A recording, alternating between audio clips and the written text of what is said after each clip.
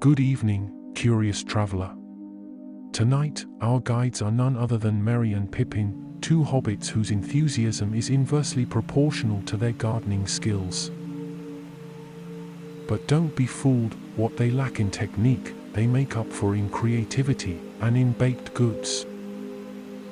Picture a quiet garden competition in the Shire. It was all supposed to be simple, flowery, well organized. And then they arrive, one with a wild idea involving sugar as plant food, the other with a scarecrow that resembles a retired wizard going through an identity crisis. It is in this scene of charming chaos that one of the sweetest and most clumsily inspiring stories you'll hear this week unfolds. In this journey through the fields of dreams, among flowers blooming where they were never planted and ideas sprouting with the spontaneity of a laugh, you'll be led into a garden that isn't measured by symmetry, but by smiles. And perhaps you'll discover that the truest beauty lies precisely in what cannot be judged, only felt. Before your eyelids begin to grow heavy, like the late afternoon settling over distant hills, take this moment to snuggle in. And if this story brings a smile or a sigh to your lips, like the quiet tug of a memory, give the video a like, subscribe to the channel, and share this moment with someone who also deserves to fall asleep with a light heart. It's always a pleasure to have you here. Perhaps you too have felt the day demand too much, that everything must go right, stay on track, bloom at just the right time. But what if true peace lies in letting things unfold? In simply being present, even if it's in a crooked, comical way, like a garden of onions among tulips. Now, let me take you to the other side, where reality unravels like mist and stories take on soft shapes, like leaves in the breeze. Imagine a wide field, bathed in lazy sunlight, where small, colorful flags dance in the wind, and the air smells of damp earth, freshly opened flowers, and a hint of chamomile tea drifting through cracked windows. A place where paths are traced with cookies and the plants are given little notes of encouragement. You walk between rather unconventional garden beds, hearing in the distance a made-up song about turnips and sunflowers. Each step carries you deeper into this gentle world, where even scarecrows have souls and mistakes become living sculptures. The sounds of the real world are already far behind. Now, all you hear are the murmurs of a brook, muffled laughter, and the gentle rustling of leaves swayed by the wind. And it is in this very moment.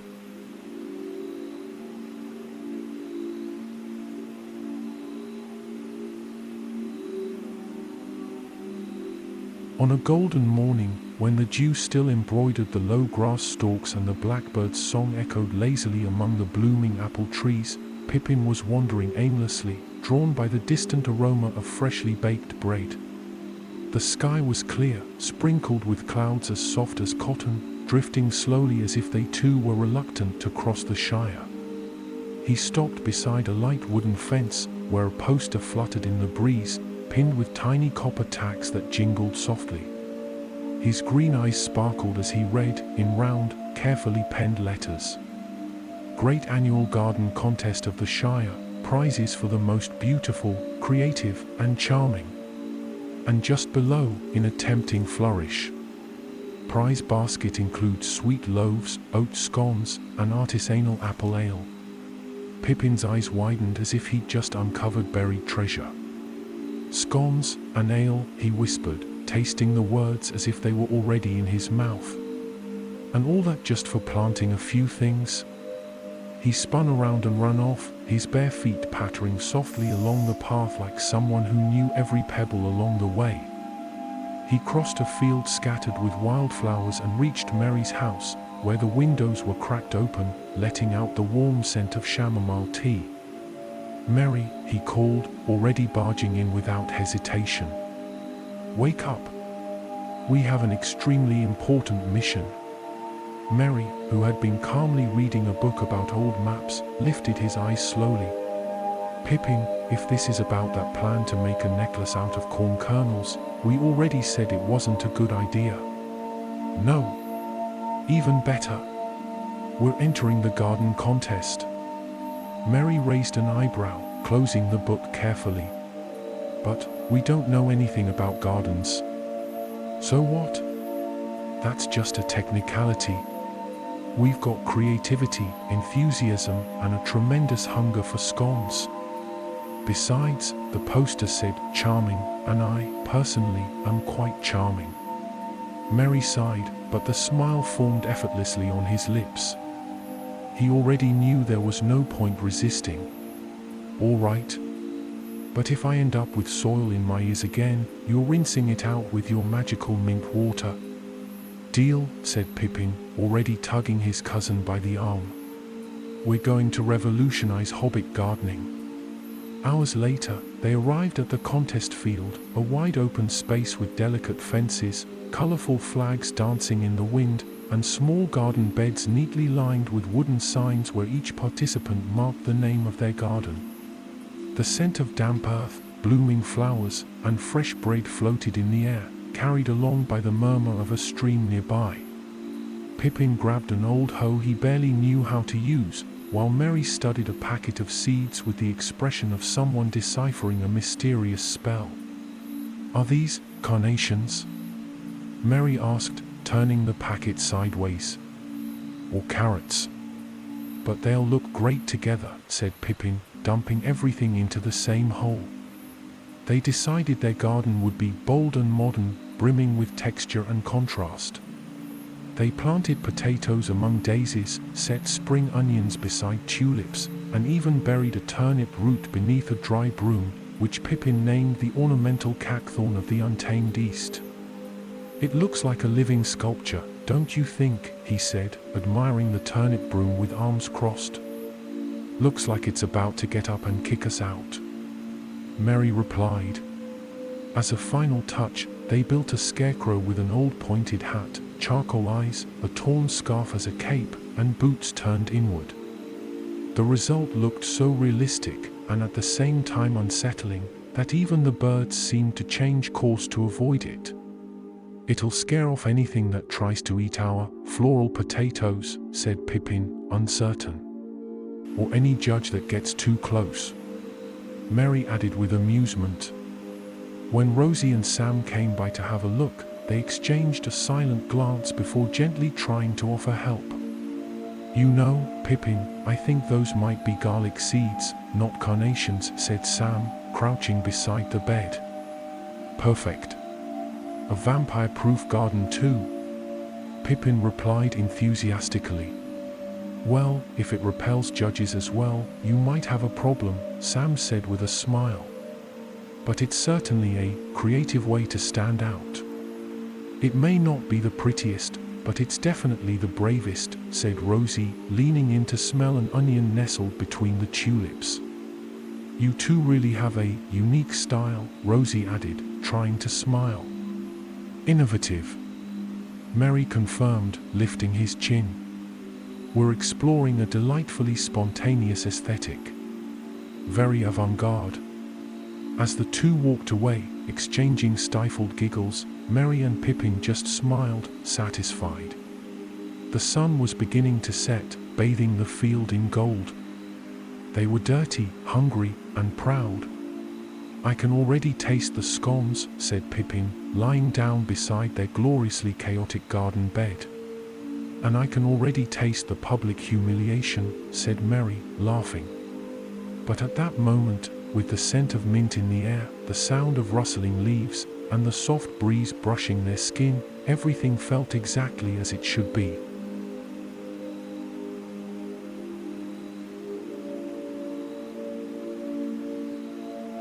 The next morning, the birds were still yawning among the branches when Merry and Pippin returned to the field. They carried makeshift bags filled with everything they thought might somehow contribute to the garden's glory. A broken wooden spoon, a packet of sugar, lake shells, and an old recipe book that Pippin swore held ancient vegetable secrets. Look at this, he said, flipping to the apple pie page. It says, bake for 20 minutes at medium heat. That surely applies to plants as well. Of course, murmured Merry, already used to this. Let's bake the seeds before planting them. What could possibly go wrong? Armed with confidence and enthusiasm that far outmatched their actual experience, they began the preparations. Pippin opened the sugar packet as if it were fairy dust and sprinkled it over the soil with dramatic flair. Sweet fertilizer for sweet flowers. That's sugar, Pippin. Yes, but sugar feeds the heart, and the soil has feelings too. Merry, meanwhile, decided to build a small fence using twigs and tiny teaspoons. The fence ended up looking more like a battlefield left behind by cranky pixies. Then came the signs. Using paint made from blackberry juice and crushed charcoal, they wrote the names of completely made-up plants that sounded exotic enough to impress any distracted judge. Shadow blossom of the silent earth, dreamer's nectar azalea, twilight joy bloom. That's just a sprouted onion, Pippin. But it sounds poetic, doesn't it? While Merry tried to rearrange some of the seeds by color, thinking it might affect the outcome somehow, Pippin began humming a song about the garden, making up the melody and lyrics with his usual artistic freedom. In Pippin's garden, all is color and taste. Brooms, turnips, and flower buds in haste. If the ground is sweet and the plant starts to grin, it means the soil is spiced from within. Merry let out a muffled laugh, shaking his head. That anthem's going to become a tradition, I'm sure. Of course. We'll tape a copy to the scarecrow's hat. And off they went, climbing the scarecrow, which already looked like a mix between Gandalf on a bad day and a haunted lumberjack. They tied a scroll with the song's lyrics to its belt, made of old rope. Now the scarecrow looked like a confused bard on duty. Pippin also decided to make a path to the center of the garden using stale biscuits as stepping stones. They're symbolic, Merry. They represent generosity. And breakfast leftovers. They represent ants, that's what they represent. Indeed, within less than an hour, the path began to vanish beneath an enthusiastic army of insects. In the afternoon, Rosie returned, carrying a small basket of fresh apples. I brought you a little snack, and maybe a touch of practical sense. Merry thanked her, while Pippin examined an apple as if it were a potential seed. If we plant this, will an apple tree grow instantly? Only if you're an elf, Rosie said, laughing. And even then, it would take at least a little logic. Ah, but here we work with improvisational aesthetics and spontaneous nutrition. Whatever that means, Rosie murmured sweetly. Sam, right behind her, was eyeing the scarecrow with an expression somewhere between concern and awe. Is that thing protecting or cursing? Both, maybe, Merry replied. It's part of our concept, mystical gardening. Sam scratched his head. Well, as long as you're having fun. And they were. Despite the chaos. Despite the garden looking more like a collection of confused dreams than a cultivated space. The hours passed in laughter, muddy clothes, and intense debates over the aesthetic arrangement of dry leaves. By evening, a gentle breeze swept across the field. The flags fluttered, the sun leaned lazily toward the horizon, and the Hobbit's garden, in all its creative confusion, shimmered under the golden light. It was, indeed, something special. Not pretty, not conventional, but unique. They sat at the edge of the garden bed, exhausted and content. Merry. Yes. What if, by some miracle, we actually win? Then I promise to learn proper planting. After I've eaten all the scones, of course. They both laughed, their soft chuckles blending with the distant murmur of the stream and the whisper of the trees. There, in the heart of the Shire, as shadows stretched and crickets began their nightly chorus, two hobbits looked upon their odd little garden with the pride of kings gazing upon their hard-won realm.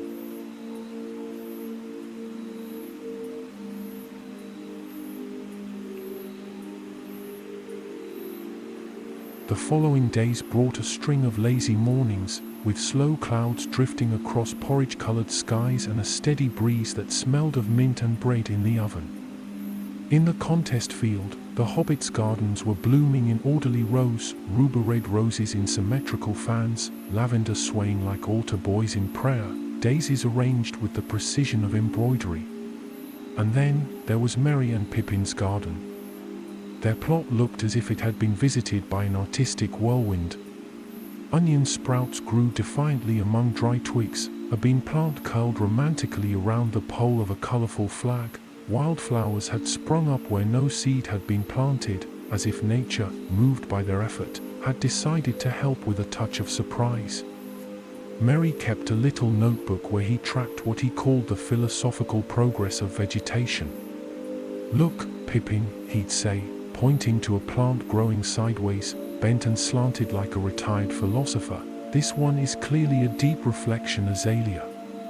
Looks more like a tired lettuce, but with a touch of existential wisdom." Pippin, meanwhile, was refining his garden song, now complete with choruses and a dance that included twirling a broom overhead. When asked what it all meant, he answered solemnly, "It's part of the musical germination process." Other hobbits would walk by and watch from a distance. Some chuckled fondly, others shook their heads in confusion, but all, without exception, paused a little longer than they did at the other gardens. There was something oddly captivating in that poetic mess. One afternoon, Rosie returned with a jar of cold lemonade and found the two of them sitting on cushions in the middle of the bed, surrounded by books, feathers, seeds, and little pieces of colored glass they used as subterranean decorative lighting. "Is that safe?" she asked, holding back a smile. "Extremely. Each shard of glass is positioned according to the sun's path. Controlled emotional refraction." "Ah, yes, of course. We even have a soil map," said Merry, showing a stained paper that looked more like a pudding recipe, with inspiration zones. Pippin raised a spoon dirty with soil and said, "We're redefining the concept of botanical beauty. This is living art, edible art. Or at the very least, memorable," Rosie replied, sitting with them for a few minutes. "You know, deep down, I think you're creating something that can't be judged with ordinary eyes." "Oh, so we stand a chance in the contest?" Pippin asked, excited. "Well, you'll definitely get a lot of attention." When she left behind a trail of gentle laughter and a hint of lavender. The garden seemed to smile too, with its chaotic contrasts and unexpected colors. That night, Merry stayed up late arranging small stones around the plants. He said he was creating a lunar microcosm, but Pippin dozed off in the process, his hat over his face and the sound of crickets lulling him to sleep. The whole field breathed tranquility. Even the more formal gardens seemed less stiff at night. The flags whispered secrets to one another, and the brook in the distance sang a tune only the most attentive could hear. When he awoke, Pippin brought a new idea, writing little notes for the plants, with words of encouragement. "A complimented plant grows happier, don't you think? As long as you don't praise it for planting itself, otherwise it'll want to choose where to bloom next." Merry replied. Soon, little notes were scattered among stems and branches. "You are strong, grow your own way, your foliage is one of a kind." It was the kind of absurdly sweet gesture only the two of them could come up with. On one of the following days, a group of hobbit children ran through the garden beds and stopped, laughing and pointing at the scarecrow, now adorned with necklaces made of dry leaves and a new flower-covered hat that Pippin claimed he'd found in his aunt's attic. "That thing looks like it's going to tell us ghost stories," said one of the little ones. "Or ask for a cup of tea and complain about today's youth," replied another. Merry and Pippin just waved proudly. The scarecrow was becoming almost legendary, even earning a nickname, the guardian of the misunderstood garden beds. And so, while the other gardens continued to bloom with precision, theirs blossomed in its own way, messy, crooked, but full of soul. Each new day brought some absurd detail, a poetic touch, a shared memory. One afternoon, Merry looked around and said, in a calmer tone, "You know, Pippin, this garden may not bloom like the others. But I think, in a way, it reflects exactly who we are." Pippin, lying on his back in the grass, answered with a yawn. "A well-meaning mess. A mess full of laughter, memories, and scone crumbs. Then it's perfect." The sun was bidding farewell behind the hills, painting everything in soft gold. And in that light, which made the entire field feel like a childhood dream, the two hobbits rested, content. The garden wasn't the most beautiful, nor the most traditional. But it was theirs. And that was enough.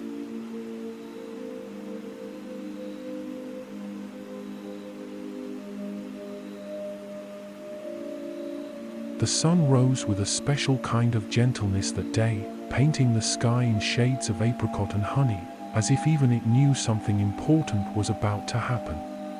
The contest field, once calm, was now buzzing with hurried footsteps, cheerful voices, and the soft clinking of plates and mugs being arranged under striped tents. A canopy of color fluttered cheerfully between stakes in the ground, under which the gardens, one by one, showed off their final beauty. Roses, carnations, irises, pansies, each bed was an organized explosion of color and scent, a testament to the care and skill of its creators. And then, there was Merry and Pippin's bed. Their beauty was debatable, but impact undeniable. Early in the morning, the two arrived in their official poetic gardener attire. Merry wore a worn velvet waistcoat with a dried flower pinned to the pocket, and Pippin sported a bluish scarf and a rosemary twig tiara. The scarecrow, now with glasses made from cork stoppers and a crooked walking stick, looked like the host of an eccentric ball. "Today's the day, Merry," said Pippin, adjusting his tiara with the enthusiasm of someone getting ready to give a royal speech. "That's what worries me," Merry replied, eyeing a pumpkin plant that had decided to bloom on the wrong side of the fence. The judges arrived in neat formation, 3 respectable hobbits with serious expressions and clipboards in hand. Each wore an embroidered waistcoat and carried a pen made from duck feather, giving the group an air of almost comical solemnity. They began with the more traditional gardens, meticulously inspecting each bloom, scribbling silent notes, sampling biscuits baked by the contestants, and occasionally nodding with reverence. The atmosphere was hushed, respectful. But when they approached Merry and Pippin's garden, everything paused. One judge stopped abruptly, blinking several times. Another furrowed his brow. The third, who had already begun to write, forgot what he was going to say. Before them was a chaotic spectacle, signs with incomprehensible names, flowers that looked to be in identity crises, out-of-season vegetables, shells buried in spirals, and motivational notes taped to crooked branches. And at the center, the scarecrow bowed slightly with the wind, as if greeting them. Pippin, beaming, opened his arms like a master of ceremonies. "Welcome to the Garden of Botanical Imagination, a living experiment in vegetal expression and earthy poetry." Merry, more restrained, handed the judges a manifesto of floral intentions, a scroll tied with jute ribbon. "It's a garden unbound by form," he explained. "It seeks to stir emotion, confuse certainties, and perhaps frighten a few birds." The silence from the judges was so complete that the sound of the stream in the distance could be heard winding peacefully among moss-covered stones. "This is," one began, but faltered. "Original," Pippin offered, hopeful. "Unexpected," said another, pursing his lips. "A garden not to be seen with the eyes," added the third with the hint of a smile, but perhaps with the heart. They moved on to the next garden, leaving Merry and Pippin between pride and uncertainty.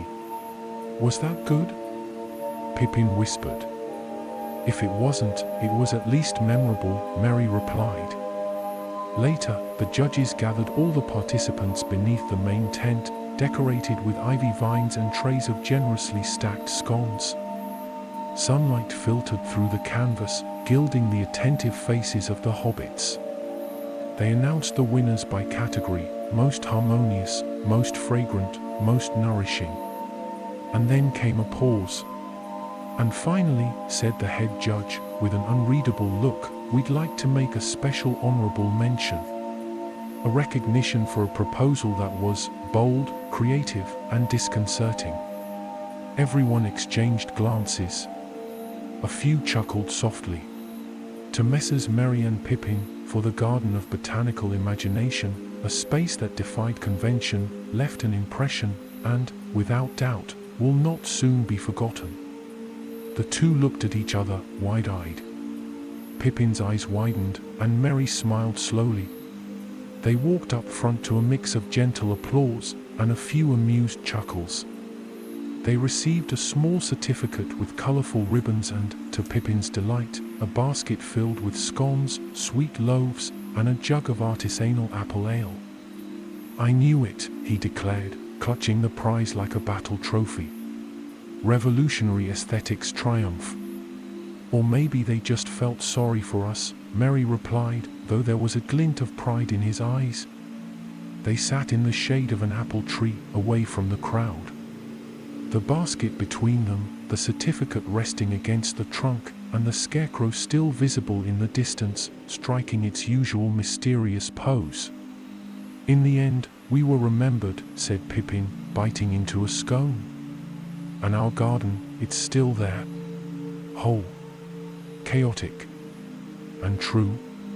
And for the first time in days, neither of them felt the urge to change a thing.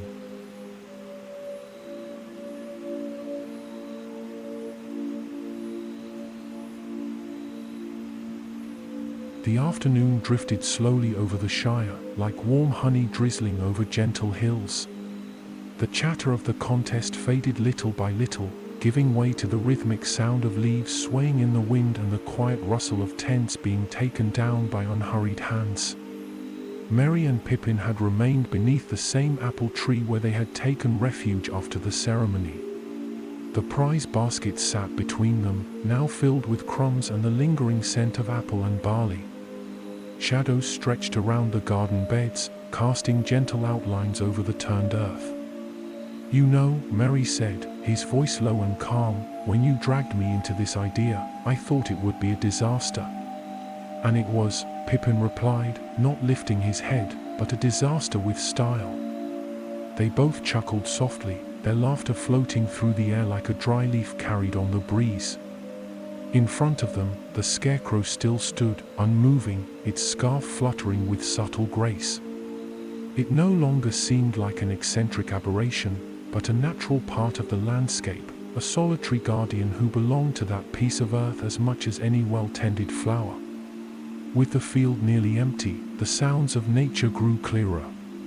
The brook babbled between moss-covered stones, and the crickets began their shy symphony beneath the pale light now shining from the stars.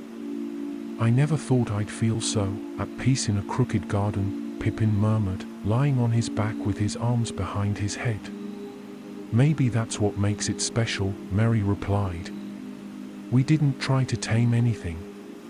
We just let it happen. The night breeze settled in, fresh and cool, carrying with it the scent of night-blooming flowers and freshly turned grass. Pippin raised his hand as if trying to touch one of the stars beginning to dot the sky. You think plants dream too? In a way, yes. Maybe of gentle rain and kind sunlight. And birds that don't peck their leaves. Pippin laughed, and for a moment, everything felt suspended, time, fatigue, thought. Only that moment remained, simple, whole, and quiet. Merry rolled onto his side, propping himself up on one elbow. I think when they look at this place tomorrow, they'll see a mess. Maybe. But I see memories. Every stone, every crooked plant, every mistake, it's a story only we know. Our garden is like us, Pippin. A little messy, a little reckless, but eager to bloom. The night fell like a deep blue blanket scattered with stars. In the distance, lights appeared in Hobbit windows, warm dots against the fabric of the darkness. A lone lantern flickered at the hilltop, perhaps a father calling a child home, or a grandmother drawing the curtains before sleep. Beneath the apple tree, the two hobbits remained in silence. Not the silence of tension or awkwardness, but the good kind, the kind that comes when there's nothing left to prove. Pippin reached out and grabbed one last biscuit from the basket. We should plant sweet buns next year. You never know, they might bloom. Only if you stop using sugar as fertilizer. But it's so sweet, exactly the problem. More laughter. More silence after. Night moved on, dressing the field in calm. Even the most formal gardens lost their sharp lines under the moon's soft glow, and the plants seemed to rest, cradled by the rhythm of the night. A firefly drifted by slowly, like a wandering star in search of shelter, and landed on one of the garden's handmade signs. The wood stained with blackberry ink seemed to glow for a second, as if the universe itself were quietly amused by the boldness of those two gardeners. "Merry," Pippin said, his voice thick with sleep. "Yes. Thanks for saying yes. Thanks for not giving up." And they stayed there, eyes half closed, their minds drifting through the images of the day. Each memory grew softer, as if their words and gestures were becoming clouds, carried away by sleep. There, under the stars of the Shire, in the heart of a garden no one could quite explain, two friends slept. Faces brushed with wind-blown petals. Hearts light. Souls at peace.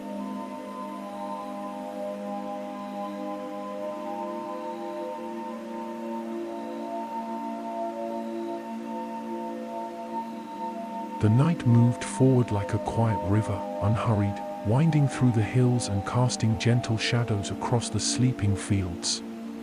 All around, the contest tents had been taken down, the lanterns extinguished, and the soft dirt paths were marked only by the footprints of a delightfully chaotic day. Merry and Pippin's garden, that mosaic of crooked intentions and misinterpreted seeds, now rested in silence. It was as if every plant and object had finally found its place, not through botanical logic, but by the secret harmony of affection. The scarecrow stood firm at the center of the bed, its cloak stirred by the warm breeze, as though it too were breathing slowly, watching over everything around it.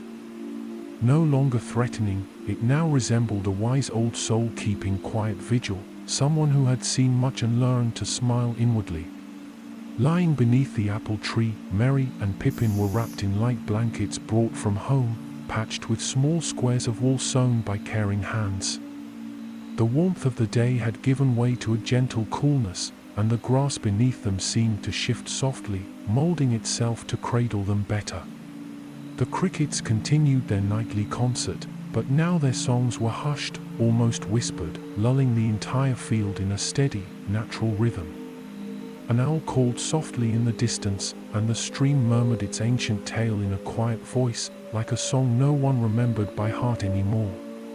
Pippin shifted slightly, turning toward Merry, his eyes still half closed. "Hey Merry, do you remember the first thing we planted? The onion we thought was a carnation? That's the one. Do you think it'll bloom? Maybe. But even if it doesn't, it'll feed someone. I like that." Silence. Merry then murmured, barely moving his lips.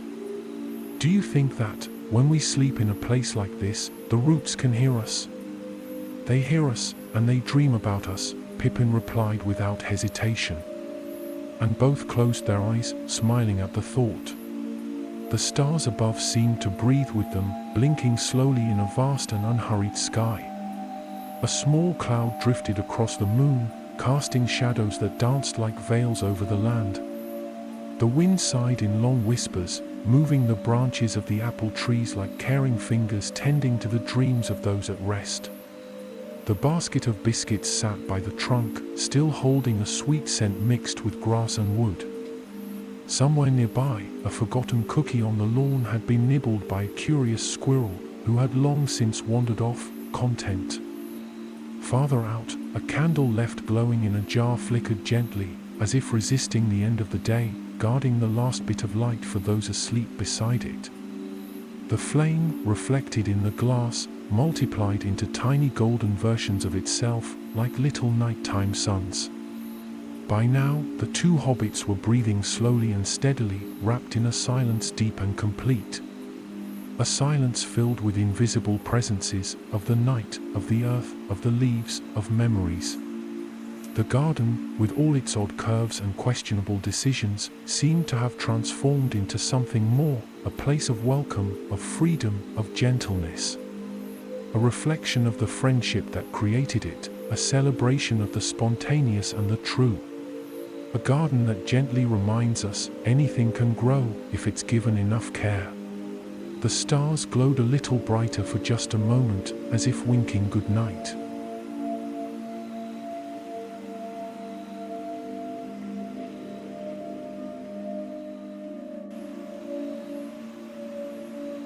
Now, maybe you too are lying beneath that same apple tree.